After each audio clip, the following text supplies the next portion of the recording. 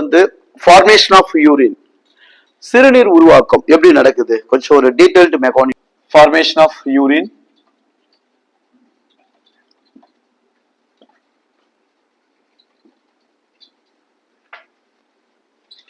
சிறுநீர் உருவாக்கம்.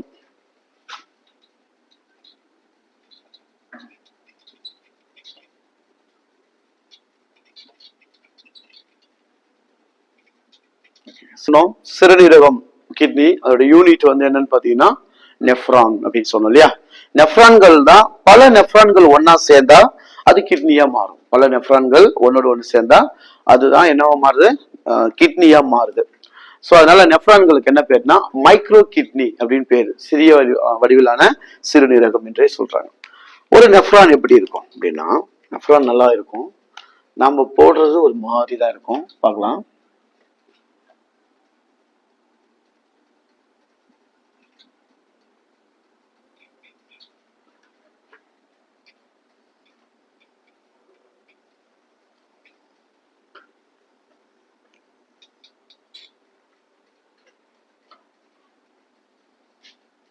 இது ஒரு நெஃப்ரான், பார்க்கறதுக்கு நெஃப்ரான் மாதிரி தான் இருக்கும், ஒரு மாதிரி இருக்கும்.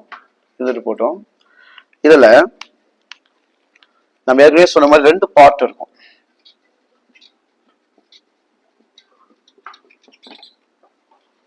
இந்த ஒரு பார்ட்டுக்கு என்ன பேர் சார் அப்படின்னா கார்டெக்ஸ், இன்னொரு பார்ட்டுக்கு மெடுல்லா, அதாவது வெளிப்புற பகுதி உட்புற பகுதி அப்படின்னு சொல்லி நம்ம எப்படி கிட்னில சொன்னோம் இல்லையா. ஸோ இந்த நெஃப்ரான்ல வந்து என்ன விஷயம் பாருங்க,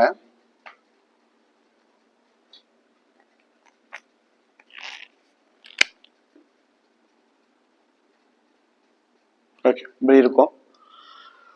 இதுல இந்த போர்ஷன்ஸ்ல நீங்க பாத்தீங்கன்னா தெரியும், ஒரு டியூபிள் வந்து இப்படி கனெக்ட் பண்ணியிருக்கோம். இதுல இருந்து ஒரு டியூபிள்ஸ் வந்து பாத்தீங்கன்னா வெளியேற மாதிரி போட்டிருப்பாங்க.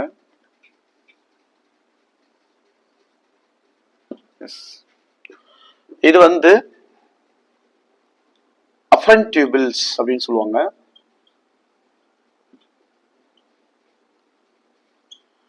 உள் செல்லும் குழாய், ஏரோ மார்க் பாருங்க, உள்ள போகும். இது வந்து பாத்தீங்கன்னா எஃபரண்ட் டியூப்.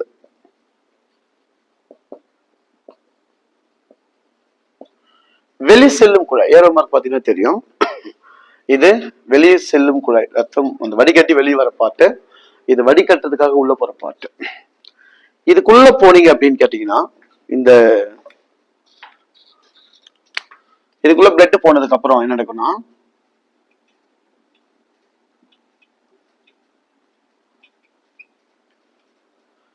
இங்க ஒரு டியூபிள்ஸ் இருக்கு பாருங்க, இதுக்கு பேரு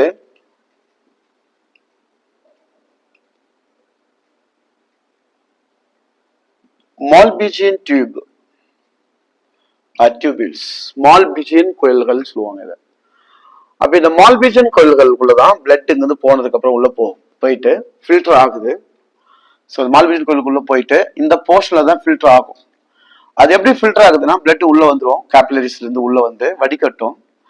இந்த பிளட்ல என்னென்ன இருக்கும்னா, சால்ட் இருக்கும், அண்ட் கார்போஹைட்ரேட் இருக்கும், புரோட்டீன்ஸ் இருக்கும், ஃபேட் இருக்கும்.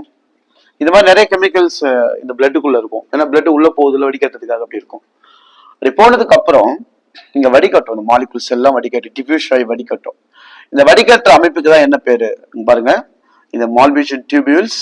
இந்த மாதிரி ஒரு செட்டப் இருக்கு பாத்தீங்களா, இந்த செட்டப்ஸ்க்கு வந்து என்ன பேருனா பாருங்க, மால்பிஜியன் டியூபிள்ஸ் கூட உள்ள ஒரு சில டியூபிள்ஸ்லாம் இருக்கும், நம்ம போடல அப்படி. சரி இருக்கட்டும். இந்த மால்பிஜியன் டியூபிள்ஸுக்குள்ள வடிகட்டுதல் அமைப்புகள் இருக்கும். இந்த வடிகட்டுதல் அமைப்புக்கு தான் நம்ம என்ன பேர் சொல்றோம்னா குளோமெருலார் அல்லது குளோமெருலார் அப்படின்னு சொல்றது இங்கதான் இருக்கும். இந்த குளோமெருலார் தான் ஃபில்டர் பண்ணுது blood into the urine form. That's called as primary urine. அவன் என்ன சொல்றான் பாருங்க, blood into urine formation, urine form. ரத்தத்தை சிறுநீர் வடிவத்துக்கு மாத்துறது எது அப்படின்னு கேட்டா இந்த குளோமெருலார் தான் மாத்தும். அது எப்படி மாத்து sir? By using ultra filtration அப்படின்ற முறையில நுண் வடிகட்டல், தமிழ் இதுக்கு வந்து பாத்தீங்கன்னா நுண் வடிகட்டல் முறையின் மூலமாக வடிகட்டல், நுண் வடிகட்டல் மூலமாக இந்த மாதிரி வடிகை செய்யும்.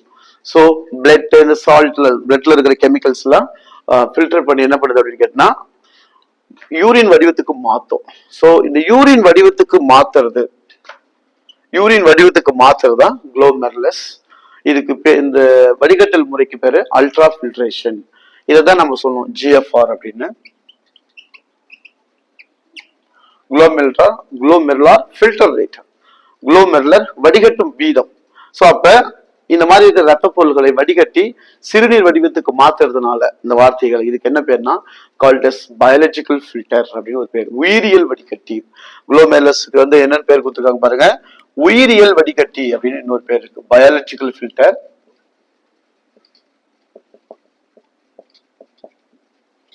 உயிரியல் வடிகட்டி அப்படின்னு சொல்லப்படுது. ஸோ இதை கொஞ்சம் கவனிங்க. பிளட் உள்ள வருது, அஃபரண்ட் டியூபிள்ஸ் வழியா மல்பிஜின்ஸ்குள்ள போயிட்டு ஃபில்டர் ஆகுது. யார் ஃபில்டர் பண்றோம்னா குளோமெருலர் ஃபில்டர் பண்ணுது. அது என்ன வகையான ஃபில்ட்ரேஷன் யூஸ் பண்ணுதுன்னு கேட்கறான்னா அல்ட்ரா ஃபில்ட்ரேஷன்ஸ் அப்படின்றான். So the blood into urine form, it's called as primary urine. இந்த மாதிரி ஒரு யூரின் ஃபார்ம் ஆகுதுல்ல, இந்த மாதிரி யூரின் ஃபார்ம் ஆகுதுல்ல, இந்த ஃபார்ம் ஆகிற யூரினுக்கு என்ன பேர்னா பிரைமரி யூரின் சொல்லுவாங்க. இதை முதல்நிலை யூரினை இங்கதான் வடிகட்டப்படுற முதல் இடம் இதுதான். ஏன்னா இந்த கிட்னி யூரின் ஃபார்மேஷன், கிட்னியோட மெக்கானிசமே இந்த ஏரியாவே 3 ஃபார்மேட்ல தான் நடக்கும். ஒன்னு ஃபில்ட்ரேஷன், ரெண்டாவது அப்சார்ப்ஷன், நம்பர் 3 வந்து செக்ரீஷன், அதாவது சிறுநீர் உருவாக்கும், அது மீண்டும் உறிஞ்சுதல், கடைசியா வந்து என்ன சொல்ற தமிழ்ல சுரத்தல் ஆகிய 3 செயல்களை தான் இந்த ப்ராசஸ் நடக்கும். கிட்னியோட மெக்கானிசமே அது 3 தான் நடக்கும். அதாவது கிட்னி மெக்கானிசம்ல ஃபர்ஸ்ட் வந்து என்ன சார் அப்படின்னா ஃபில்ட்ரேஷன், ரெண்டாவது அப்சார்ப்ஷன், நம்பர் 3 செக்ரீஷன். இதுதான் இதோட முக்கியமான ஃபங்க்ஷன். யூரின் ஃபார்மேஷனோட முக்கியமான ஃபங்க்ஷனு இதுதான். அதுல ஃபர்ஸ்ட் வந்து நம்ம ஃபில்ட்ரேஷன் தான் பார்க்குறோம். ஸோ ஃபில்ட்ரேஷன் என்ன பண்ணுது அப்படின்னா பிளட்ல இருக்கிற கெமிக்கல் காம்போசிஷனை மேக்ரோ அண்ட் மைக்ரோ பார்ட்டிகல்ஸை ஃபில்டர் பண்றது குளோமெருலர் பண்ணிட்டு அனுப்பிச்சு விடுது. ஸோ அப்ப குளோமெருலர் ஃபில்டர் பண்ற by using ultra filtrations is known as the glomerular filter rate. So இது மாதிரி பண்றதுனால அதுக்கு என்ன பேருனா that's called as biological filter. Okay right. இப்போ இந்த பிளட் வடிகட்டப்பட்ட ரத்தங்கள் பாருங்க இது வழியா வரும். பெரிய மூலக்கூறுகள்லாம் இங்க நிற்கும், சின்ன மூலக்கூறுகள் மட்டும் வடிகட்டினதுக்கு அப்புறம் இப்படி வெளியே போகுது. இங்க பாருங்க மால்பிஜன் டியூபிள்ஸ், குளோமெருலஸ். இந்த மொத்த செட்டப்புக்கு என்ன சார் பேரு அப்படின்னு கேட்டா பவுமன் கேப்சூல். பவுமன் கேப்சூல், தமிழ்ல பவுமன் கிண்ணம், பௌமானிய கிண்ணம், அது பவுமன் கிண்ணம், பவுமன் கேப்சூல். இங்க இருக்கு பாருங்க, செட்டப்புக்கு பேர் தான் பவுமன் கேப்சூல். ஸோ இந்த பவுமன் கேப்சூல்ஸ் அப்படின்றது என்னன்னா டிஃபரண்ட் டியூபிள்ஸோட மல்பிஜன் டியூபிள்ஸ் இந்த குளோமெருலஸ் எல்லாம் உள்ளெடுக்கப்பட்ட ஒரு ஹெட் மாதிரி இருக்கிற ரீஜனுக்கு தான் பவுமன் கேப்சூல்ஸ். அப்ப பிளட் வந்து மேக்ரோ மாலிகூல்ஸ் ஃபில்டர் பண்ணி அதுக்கப்புறம் இருக்கிற மற்ற மாலிகூல்ஸ் தான் இதுல இருந்து வெளியேறுது. அப்ப ஃபில்ட்ரேஷன் ஹஸ் பீன் ஓவர். அதுக்கப்புறம் என்ன சார் ஆகுதுன்னா பிளட் மாலிகூல்ஸ் வந்து move to the another part. இங்க பாருங்க இந்த போர்ஷனுக்குள்ள வரும். பிளட் இங்க வரும்பொழுது பாக்குறது ஒரு ரவுண்டா இருக்குங்க இல்லையா, இதுக்கு பேரு PCT, ப்ராக்சிமல் கன்வலட்டட் டியூப். தமிழ்ல இதுக்கு பேர் வந்து அண்மை சுருண்ட குழாய் அப்படின்னு சொல்லுவாங்க. இதுக்கு பேரு அண்மை சுருண்ட குழாய்ன்னு சொல்றது. அதாவது ப்ராக்சிமல் கன்வலட்டட் டியூப். இந்த போர்ஷனுக்கு பேர் தான் ப்ராக்சிமல் கன்வலட்டட் டியூப். இந்த போர்ஷன்ல சைடுல பாத்தீங்கன்னா it has a finger-like projection arising lateral side of the tubules called as a breast border. இதுக்கு பேரே வந்து பாத்தீங்கன்னா breast border அப்படின்னு சொல்லுவாங்க. பிரஷ் மாதிரி இருக்குமா இந்த ஏரியாலாம். Yes, responsible for reabsorptions. Molecules வந்து இப்போ போச்சு பாத்தீங்களா, இது எல்லாத்தையும் பிடிச்சி உறிஞ்சும். Absorption will be started.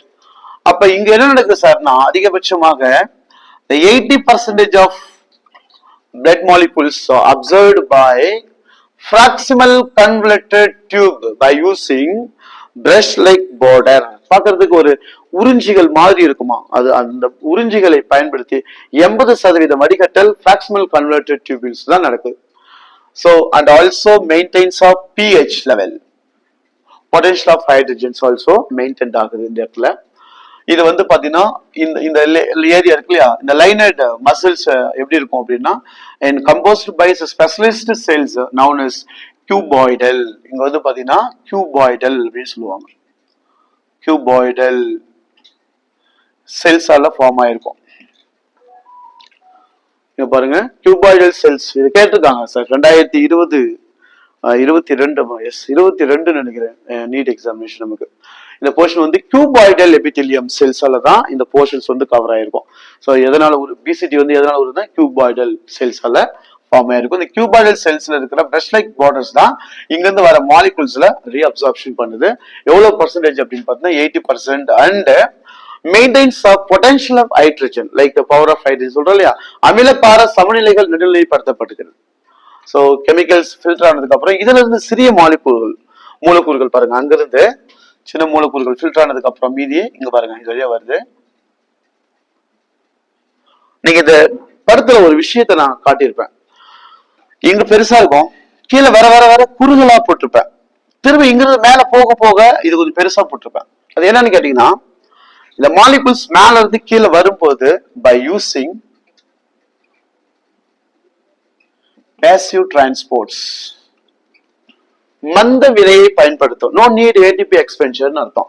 அதாவது மேல இருந்து கீழே வேகமா வரும், அதுவே தானா வந்து மேல ஏறணும். இங்க இருந்து வர்றதுக்கு ஆற்றல் தேவை கம்மி தான், ஆனா இங்க இருந்து மேல போகணும்னா அதுக்கு எனர்ஜி தேவைப்படும். சோ இங்கிருந்து அசெண்டிக் டிசெண்டிக் டியூபிள்ல மேல இருந்து வர இந்த மாலிகுல்ஸ் கீழே வந்து மேல போகணும்னா அதுக்கு என்ன வேணும், அதிக சக்தி வேணும். அதனால மாலிகுல் மேல இருந்து கீழே இறங்கும் போது பேசிவ் டிரான்ஸ்போர்ட்டை யூஸ் பண்ணும். மாலிகுல் கீழே இருந்து மேல போகும்போது என்ன பண்ணும்னா ஆக்டிவ் டிரான்ஸ்போர்ட்டை யூஸ் பண்ணும். ஓகேப்பா, ஆக்டிவ் பேசிவ் டிரான்ஸ்போர்ட் எங்க நடக்குது நீங்கப்பா. ஸோ பேசிவ் டிரான்ஸ்போர்ட் ஹேப்பன்ஸ் இந்த கெல்லே லூப். உங்க பாருங்க இப்படி வந்து யூ ஷேப்ல போகுது இல்லையா, இதுக்கு பேர் தான் கெல்லே லூப் அல்லது கெல்லே வளைவுன்னு சொல்லுவாங்க. தமிழ்லையும் அப்படித்தான் கொடுப்பாங்க, கெல்லே வளைவு, லூப், எல்ஓபி லூப். கெல்லே வளைவுன்றது இதுதான், யூ ஷேப்ல இருக்கக்கூடிய வந்து அப்படி மேலே போகும். அப்ப இங்கிருந்து மாலிகுல்ஸ் மேல இருந்து கீழே வரும்பொழுது இட் ஹேஸ் சம் ஃபோர்ஸ், இந்த மாதிரி துளைகள் இருக்கும். இந்த துளைகளுக்கு என்ன பேர் சார் அப்படின்னா அக்வாஸ்போர் அப்படின்னு சொல்லுவாங்க, நீர் துளைகள். அது ஆக்சுவலா இங்கிருந்து வருகின்ற மாலிகுல்ஸ்ல வாட்டர் மட்டுமே ரீஅப்சார்ப்ஷன் செய்யும். சோ அப்ப reabsorption of waters by using aquapores, நீர் துளைகளை பயன்படுத்தி நீர் மூலக்கூறுகள் இழுக்கப்படும். இங்க இருக்காது அது. சோ இங்க வந்து பாத்தீங்கன்னா அக்வாஸ்போர் கிடையாது, இந்த டிசெண்டிங்ல மட்டும் தான் இருக்கும், அசெண்டிங்ல இருக்காது, ஞாபகம் வச்சுக்கோங்க. சோ அப்ப இந்த இடத்துல மட்டும் தான் டியூபிள்ஸ்ல இருந்து அந்த அக்வாஸ்போர்ஸ் இருக்குது. பை யூசிங் த பாசிவ் அந்த டிரான்ஸ்போர்ட் மூலமா கெமிக்கல் கீழே வரும். சோ இங்க வந்து கெமிக்கல்ஸ் கொஞ்சம் செடிமெண்டேஷன் ஆகும். இந்த ப்ராசஸ் வந்து பாத்தீங்கன்னா இன் சம் அக்வாட்டிக் அனிமல்ஸ், விலங்குகள்ல வந்து குறிப்பா நீர்வாழ் விலங்குகள்ல இந்த லூப் இருக்காது, இந்த இடத்துல கெல்லே லூப் கிடையாது. ஸோ அதெல்லாம் கூட எப்பயாவது இந்த மாடிஃபிகேஷன்ஸ்ல இருக்கலாம், கெல்லே லூப் வந்து இருக்காது. யூரினுடைய கான்சென்ட்ரேஷன் இங்க தான் தீர்மானிக்கப்படுது. அது இது மாதிரி நீர்வாழ் விலங்குகள்ல யூரினுடைய கான்சென்ட்ரேஷன் அதிகமா இருக்காது. பிகாஸ் இப்ப அம்மோனியா அதிகமா வெளியிடுறது வந்து நீர்வாழ் உயிரிகள். அது அதிகமா வெளியிடுறது எதுக்கு அப்படின்னு பாத்தீங்கன்னா, அந்த அம்மோனியாவே முதல்ல என்னன்னா இட்ஸ் கால்ட் அஸ் டாக்ஸின், அது ஒரு நச்சு பொருள். அதை நியூட்ரலைஸ் பண்ணணும்னா நிறைய தண்ணீர் தேவைப்படும். ஸோ அந்த விலங்குகளுக்கு அந்த பிரச்சனை இல்லை, அதனாலவே இந்த ப்ராசஸ் அங்கே நடக்கல. அமோனியா வந்து ரொம்ப டாக்ஸின், அதை அதிக தண்ணீரை கொடுத்து கரைசினாதான் யூரியா கிடைக்கும். ஸோ அது அடுத்தது நிகழ்ச்சியில் இருக்கும். அதே மாதிரி யூரிக் ஆசிட்லயும் வந்து பாத்தீங்கன்னா நிறைய அதை விட கொஞ்சம் குறைந்த டாக்ஸின்ஸ் வந்து இருக்கும். இப்போ அதிக டாக்ஸின் வந்து யூரியாவில் தான் இருக்கும், சாரி அமோனியாவில் தான் இருக்கும். அமோனியாவை வெளியிடுற உயிரிகள்ல இந்த மாதிரி கெல்லே லூப் வந்து கிடையாது அப்படின்னு சொல்றாங்க. ஸோ இப்படி மாலிகுல் ஸ்கேல் வந்து மறுபடியும் மேலே போகுது. அப்ப என்ன பண்ணும், பெரிய மூலக்கூறுகள் எல்லாம் வடிகட்டு பிறகு சின்ன மூலக்கூறுகள் மட்டும் தான் மேலே ஏறும். அதாவது அந்த ஹையர் மாலிகுல்ஸ் எல்லாம் இங்கே இருக்கும், திரும்ப அது வடிகட்டப்பட்டு மேலே ஏறும். ஏது பாருங்க. ஸோ இங்கிருந்து வரும்போது வேகமா வரும், மேலே இருக்கும்போது கொஞ்சம் சிறதான் போகும், பட் அந்த டிரான்ஸ்போர்ட் யூஸ் பண்றதுனால வேகமா மூவ் பண்ணி இங்க போகுது, இந்த இடத்துக்கு வந்துருச்சு மாலிகுல்ஸ். இந்த கனெக்ஷனுக்கு என்ன பேர் சார் அப்படின்னு கேட்டீங்கன்னா டிசிடி அப்படின்னு சொல்றோம், டிஸ்டல் கன்வல்யூட்டட் டியூப். இதை நம்ம செய்மை சுருண்ட குழாய் அப்படின்னு சொல்றோம். செய்மை சுருண்ட குழாய், டிஸ்டில்டு கன்வலேட்டட் டியூப், சேய்மை சுருண்ட குழாய் அப்படின்னு சொல்றோம். இந்த இடத்துல வந்து பாத்தீங்கன்னா 20% வந்து ஃபில்டர் ஆகுது, அதாவது ரீஅப்சார்ப்ஷன் ஆகுது பை யூசிங் இங்க aldosterone as a hormone. Already I told aldosterone is nothing but salt retaining hormone, retention of some chemicals like sodium and chlorine, then bicarbonate molecules. So இந்த மாலிகுல்ஸ்லாம் அதை ரீடென்ஷன் பண்ணிக்கும். தேவையில்லாத மூலக்கூறான potassium, phosphates எல்லாம் நம்முடைய உடல்ல இருந்து அது வெளியேற்றும், அப்புறப்படுத்தும். அப்படி அப்புறப்படுத்துற மூலக்கூறுகள் எல்லாம் போனதுக்கு அப்புறம் மீதி இருக்கிற மூலக்கூறுகள் தான் இது வந்து பாத்தீங்கன்னா ஸ்குவாமஸ் எபித்தீலியத்தால உருவாக்கப்பட்ட அமைப்பு. இந்த போர்ஷன் வந்து கியூபாய்டல் இருக்கும். இந்த போர்ஷன் வந்து பாத்தீங்கன்னா ஸ்குவாமஸ் எபித்தீலியம் அப்படின்னு சொல்லுவாங்க. ஸ்குவாமஸ் எபித்தீலியத்தால இந்த போர்ஷன்ஸ் எல்லாமே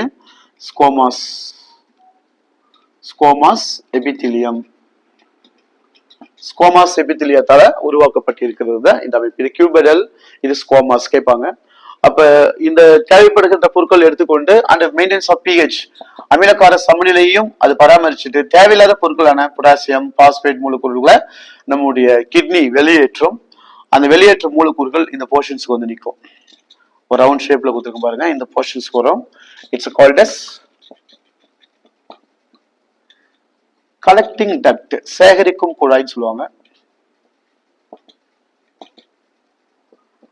சேகரிக்கும் குழாய்க்கு வந்து சேர்ந்துரும். ஆஃப்டர் தட் இங்கிருந்து யூரின்லாம் கலெக்ட் ஆகி and stored in the urinary bladder, அதாவது சிறுநீர் கொள்பை. சேகரிப்பு பைகளுக்கு யூரின் வந்து சேர்ந்துரும் sir. That is formation of urine. இவ்வளவுதான் சார். யூரின் இப்படிதான் நம்ம உடல்ல உருவாக்கப்படும். கடைசியா யூரின் இந்த பிளாடர்ல வந்து நிற்கும். And based on the connectivity and signal by the brains, இந்த மாதிரி காரணங்களால அது யூரினா உடம்புல இருந்து வெளியேற்றப்படும். That is called as and formation of urine. Urine உருவாக்கும் இப்படிதான் நம்ம உடம்புல நடக்கும். ஸோ ஃபர்ஸ்ட் வந்து ஃபில்ட்ரேட் பண்ணுது, க்ளோமேலர் பண்ணிட்டு வடிகட்டதுக்கு அப்புறம் ஃபிராக்சிமல் கன்வலேட்டட் டியூபிள்ஸ்ல கியூபாய்டல் எபித்தீலியல் செல்ஸ்ல இருக்கிற இது பிரஷ் வாட்டர்ஸ் மூலமா யூஸ் பண்ணி 80% ஃபில்டர் ஆகுது, ரீஅப்சார்ப்ஷன் ஆகும், பிஹெச் மெயின்டைன் ஆகுது. ரிமைனிங் மாலிகூல்ஸ் கென்லே லூப்ல பேசிவ் டிரான்ஸ்போர்ட்ஸ் மூலமா ரீச் ஆயிட்டு திரும்ப ஆக்டிவ் டிரான்ஸ்போர்ட்ஸ் ஃபாலோ பண்ணி அது மேல போயிட்டு டிஸ்டல் கன்வலேட்டட் டியூபிள்ஸ்ல 20% அப்சார்ப்ஷன் வந்து பாத்தீங்கன்னா பை யூசிங் ஆல்டோஸ்டெரான் மூலமா நடந்து as a ஹார்மோன் அது sodium, chlorine, bicarbonate, maintenance of pH எல்லாம் முடிச்சதுக்கு அப்புறம் தேவையில்லாத சில தாது உப்புகளான பொட்டாசியம், பாஸ்பேட்ஸ் மாலிகுல்ஸை வெளியே அனுப்பும். சேகரிக்கும் குழாய்க்கு வந்த பிறகு அது எங்க போகுது, சிறுநீர் கொள்பையில நின்றோம். இது வந்து அப்சார்ப்ஷன். இதுல வந்து பாத்தீங்கன்னா இந்த யூரின் ஃபார்மேஷன் வந்து இதுதான், இந்த கண்டென்ட் தான். இவ்வளவு விஷயங்கள் வந்து இதுக்குள்ள இருக்கும். இதுல மொத்தமா 3 இருக்கும். ஸோ ஃபில்ட்ரேஷன், அப்சார்ப்ஷன், அதுக்கப்புறம் செக்ரீஷன். சம் கெமிக்கல்ஸ் வந்து அந்த கோயில்கள்ல செக்ரீட் ஆகும். திரும்ப வந்து அதெல்லாம் ரிமூவ் பண்ணிட்டு ஸோ நல்ல ரத்தமா அந்த டியூபிள்ஸ் வழியா அது உடலுக்குள்ள போயிடும். கிட்னியோட மெயின் ரோல ஃபில்டர் பண்றதுதான். ஸோ அந்த ஃபில்ட்ரேஷனை மிக சரியாக செய்யும். அது மட்டும் இல்ல, கிட்னி இன்னும் நிறைய வேலைகள் எல்லாம் கூட உடலுக்குள்ள செய்யும். ஏற்கனவே சொன்ன மாதிரி எரித்ரோபாய்டின் ஹார்மோன்ஸ் ப்ரொடியூஸ் பண்ணி ஆர்பிசியை அந்த ஃபார்ம் பண்றதுக்கு உதவும். Sometimes kidneys known as secondary lungs அப்படின்னு கூட பேர் இருக்கு. எப்பயாவது பாடியில லங்ஸ், அதாவது ஆக்சிஜன் சப்போர்ட்ஸ் இல்லை அப்படின்னா ஆக்சிடேஷன் மூலமா யூரினை உடைச்சு ஆக்சிஜன் சப்ளை பண்ணி நமக்கு உயிர் கொடுக்குற ஒரு முக்கியமான உறுப்பாகவும் செயல்படும். ஸோ சிறுநீரகம் வந்து உடல்ல அவ்வளவு முக்கியமான ஒரு உறுப்பு. உலகத்திலேயே மிக நேர்த்தியாக வடிகட்டக்கூடிய ஒரு இயந்திரம் பாத்தீங்கன்னா அது சிறுநீரகம் தான். ஸோ சிறுநீரகம், ஒரு சிறுநீரகம் இல்லைன்னா கூட உயிர் வாழ முடியும். மன அழுத்தம் ஏற்பட்டுச்சுன்னா அந்த சிறுநீரகமும் பாதிச்சிடும். அதனால ஒரு சிறுநீரகம் இருந்தாலும் கூட உயிர் வாழ முடியும், ரொம்ப நாளைக்கு உயிர் வாழ முடியும். அதனால ஆயுட்காலத்து எந்த பிரச்சனையும் இல்லை, அதை நம்ம சரியாக பார்த்து கொள்ள வேண்டும். ஸோ இந்த ஃபில்ட்ரேஷன் வந்து இதோட முடியுது. அடுத்தது